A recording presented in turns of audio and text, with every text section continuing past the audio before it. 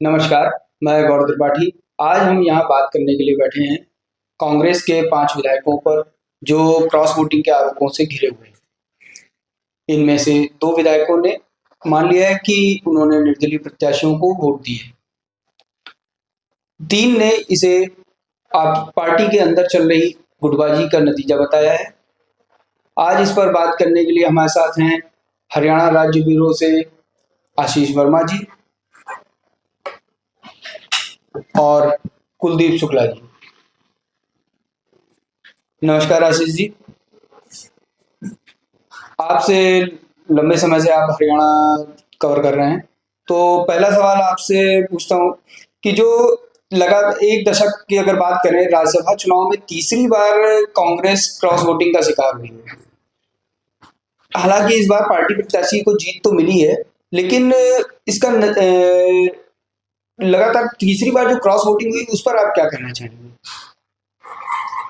बड़ा अच्छा सवाल है बाबू जी कि क्रॉस वोटिंग जो है वो हम लोग लगातार देखते हैं कि चुनाव में होती रही है और इस चुनाव में तो उम्मीद ही नहीं थी कि क्रॉस वोटिंग हो पाएगी, लेकिन जिस तरीके से बीजेपी ने अपना गेम प्लान तैयार किया था तो उससे तो एक आभास होने लगा था कि कुछ ना कुछ चल रहा है। और सबसे बड़ी बात यह है कि जो बीजेपी ने जो अपना कह सकते हैं गोटियां जो फिट की थी, उससे तो ऐसे ही लग रहा था कि चुनाव उनका निकल जाएगा, लेकिन एक चूक हो गई और चुनाव उनका हाथ से निकल गया। अब जहाँ तक आपने सवाल पूछा कि क्रॉस वोटिंग लगातार हो रही, वो ऐसा क्यों हो रहा है? एक तो बात इससे जो ट्रेंड है वो ये बताता ज़रूर है कि कांग्रेस के अंदर सब कुछ ठीक नहीं चल रहा है। क्रॉस वोटिंग कब होती है? क्रॉस वोटिंग तभी होती है कि जब पार्टी के विधायकों में अपने लीडर के प्रति स्वीकार्यता नहीं है। और हम लोग कई दिनों से देख भी रहे हैं, कई महीनों से क्या सालों से लोकसभा चुनाव हुए, विधानसभा चुनाव हुए और गुटबाजी चरम पे रही है। और गुटबाजी है और गुटबाजी की वजह से ही ये क्रॉस वोटिंग हुई है। एक तरीके से विधायकों में असंतोष था, उनमें कहीं न कहीं ये सवाल भी उठ रहे थे कि अपने करियर को लेके कि आने वाले जो अगला जो चुनाव होगा, उसमें उनकी क्या भूमिका हो रहेगी। तो इस तरीके से हम लोग मतलब ये पता चल गया था क्रॉस वोटिंग होनी है। और ये सही कह रहे हैं कि ये पहली बार नहीं है, इससे पहले भी जो 2 चुनाव हुए हैं, कांग्रेस के पास पूरी अपने पास वोट थे और चुनाव उनके हाथ में था, लेकिन बीजेपी ने उसको बहुत ही तरीके से चुनाव निकाल लिया। तो इसमें तो अब हम लोग तो यही कह सकते हैं कि क्रॉस वोटिंग तो मान के चला जा रहा था कि क्रॉस वोटिंग होनी है। जी आशीष जी, वैसे मेरा जो अगला सवाल था कुलदीप जी से, उसको काफी कुछ आपने छूने की कोशिश की है। मेरा कुलदीप जी से अगला सवाल है था कि इस बार पार्टी कांग्रेस ने हाईकमान ने प्रत्याशी तय किया था।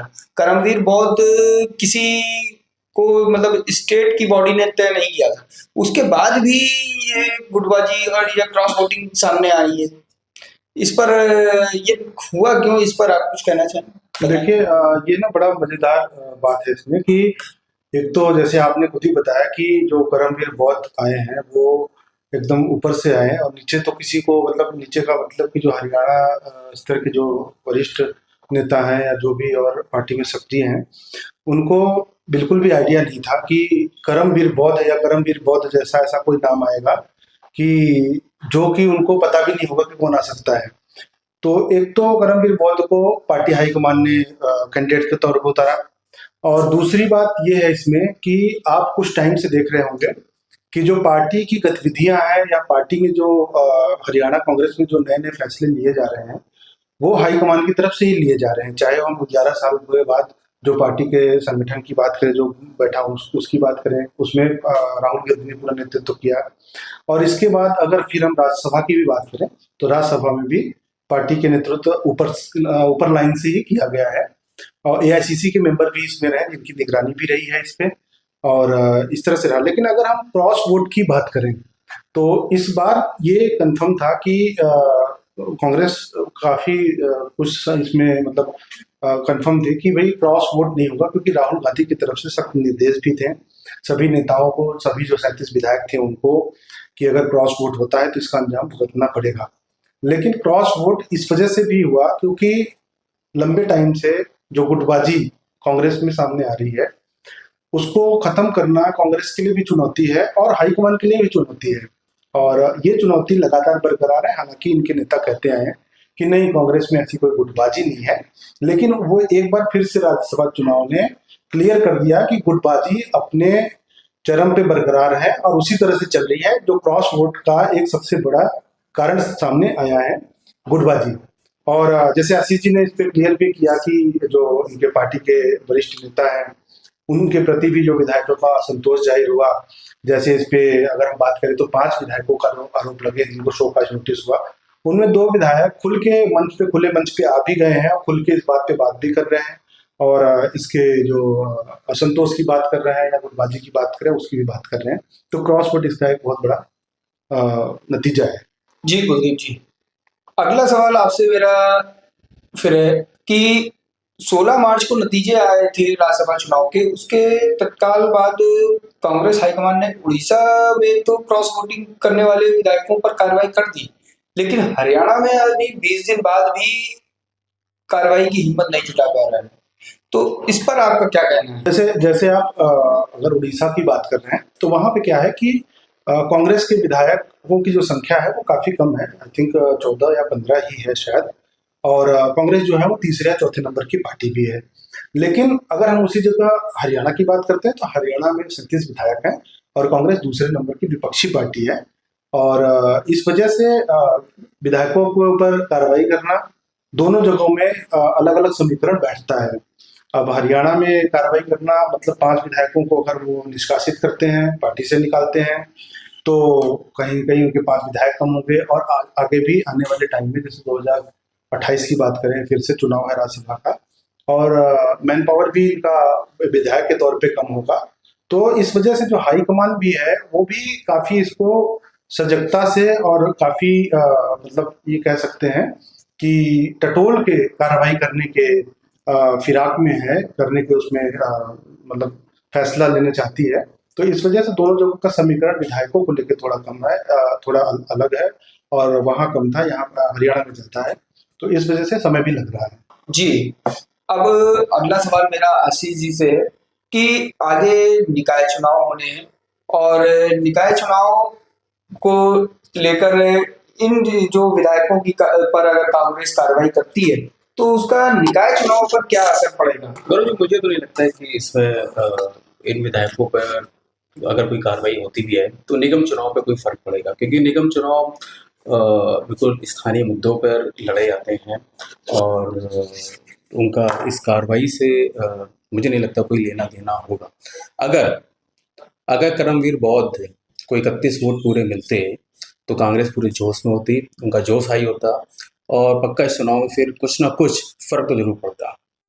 अगर इन 5 विधायकों पर कार्रवाई होती है तो ओवरऑल हरियाणा की राजनीति में आप क्या बदलाव देखेंगे?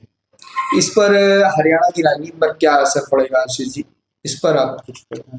हरियाणा की राजनीति पे तो जो ज़्यादा असर तो नहीं पड़ेगा, उससे कहीं ज़्यादा असर कांग्रेस पर पड़ेगा, क्योंकि कांग्रेस के 5 विधायक कम हो जाएंगे और एक जिस तरीके से उन्होंने घेरेबंदी की थी और उसके बावजूद अगर क्रॉस वोटिंग हो रही है तो इसका मतलब है कहीं ना कहीं कांग्रेस और कमज़ोर हो रही है। और हालांकि अगर ये पार्टी से इस्तीफ़ा देते हैं और इनकी सदस्यता अगर जाती है और जब वो बीजेपी में आते हैं तो एक तरीके से पांचों पे जब उपचुनाव होंगे तो ज़रूर कुछ ना कुछ हलचल होगी राजनीति में, क्योंकि शैली चौधरी और रेणु बाला दोनों ही बहुत ही कांग्रेस के कई चुनाव से वो जीतते हुए आ रहे हैं और कांग्रेस वहाँ पर काफ़ी मजबूत है। हालांकि बीजेपी भी वहाँ पर मजबूत है। तो अगर शैली चौधरी बीजेपी से नारायणगंज से चुनाव लड़ती हैं या रेणु बाला सरोरा से चुनाव लड़ती हैं तो बीजेपी के कई सारे जो उम्मीदवार हैं, कई सालों से तैयारी कर रहे हैं, उनकी तैयारी पे भी संकट खड़ा होगा। तो बड़ा दिलचस्प होगा कि चुनाव में अगर उपचुनाव होते हैं तो इसका कहीं न कहीं राजनीति में फ़र्क पड़ेगा। और जहाँ तक हम 2 मेवात क्षेत्र के विधायकों की बात करें तो दोनों क्षेत्रों में कांग्रेस मजबूत थी। तो एक तरीके से अगर वहाँ पर बीजेपी इन विधायकों के सहारे कुछ काम करती है, तो मेवात क्षेत्र में आज तक बीजेपी जीती नहीं है। अगर वहाँ कमल खिलता है तो एक बड़ी उपलब्धि होगी बीजेपी की। आशीष जी, इससे जुड़ा एक और सवाल है मेरा कि जो इन 5 विधायकों पर कार्रवाई की सिफारिश अनुशासन समिति ने की है, उस पर आपका क्या कहना है? कार्रवाई तो उन्होंने देर कर दी है। पहले ही इनको सख्त कदम उठा लेने चाहिए थे। काफ़ी दिन हो गए हैं, 16 मार्च को चुनाव हुए, 16 मार्च की रात को पता चल गया था। अप्रैल शुरू हो गया है और 2 दिन पहले ही अनुशासन कमेटी ने कांग्रेस की रिपोर्ट भेजी हाईकमान को। तो ये मान के चलिए कि अभी जो सूत्रों से खबर आ रही है कि कुछ का कहना है कि इन 5 विधायकों को निलंबित किया जाएगा और कुछ कह रहे हैं कि जिन्होंने जवाब नहीं दिया है उनको निष्कासित कर दिया जाएगा। तो कुल मिला के जो कांग्रेस की स्ट्रेटेजी समझ में आ रही है कि कांग्रेस नहीं चाहती है कि हम सभी विधायकों को एक साथ निष्कासित करें, क्योंकि अगर वो निष्कासित करते हैं तो जो मुझे लग रहा पार्टी ये सोच रही है कि इन विधायकों को अभी अपने साथ ही रख के इनको अलग-थलग कर दिया जाए, क्योंकि अगर ये निष्कासित करते हैं तो सीधे-सीधे ये बीजेपी के पाले में आ जाएंगे और इन सभी विधायकों के जो क्षेत्रों के जो काम रुके हुए हैं वो काम भी होंगे और एक तरीके से पार्टी के लिए बड़ा एम्बैरेसिंग हो जाएगा कि हमने इनको निकाला भी और इनके काम भी हो रहे हैं।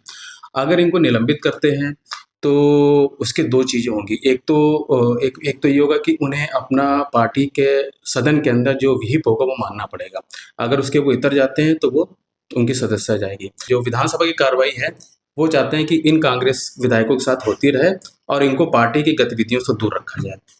तो अब देखते हैं क्या होता है, हाईकमान कब इसमें निर्णय लेता है, लेकिन जो मुझे लगता है कांग्रेस की सोच यही है अभी फिलहाल।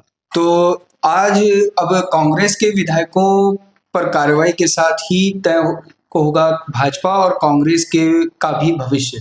मेवात में कमल खिलेगा या नहीं, कांग्रेस के विधायकों पर कार्रवाई होगी या नहीं, ये तो सब भविष्य में छिपा है। जल्दी ही हम फिर हाजिर होंगे हरियाणा के अगले मुद्दे पर। नमस्कार। अगर आप ये वीडियो YouTube पर देख रहे हैं तो हमारे चैनल को सब्सक्राइब कर बेल आइकन दबाएं और Facebook पर देख रहे हैं तो हमारे पेज को लाइक करें।